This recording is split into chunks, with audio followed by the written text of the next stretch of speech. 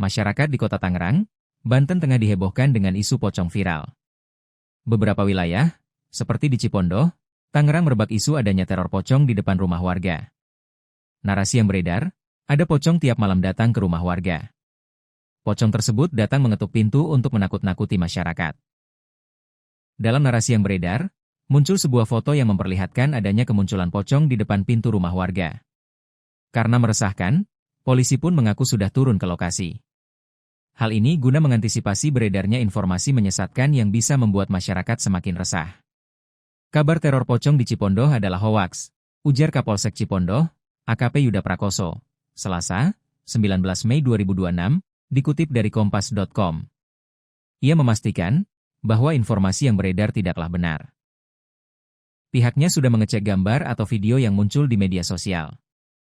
Sesuai konfirmasi pemberitahuan info kalau itu editan, kata dia.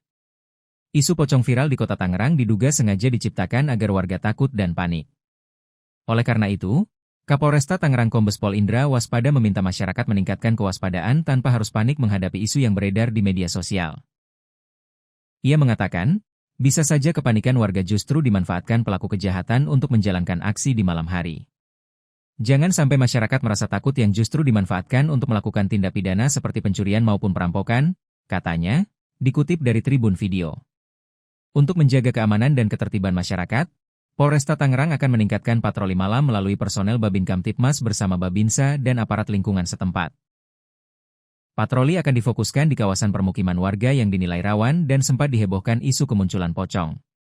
Selain itu, masyarakat juga diminta kembali mengaktifkan ronda malam atau sistem keamanan lingkungan, Siskamling, guna memperkuat pengawasan di lingkungan.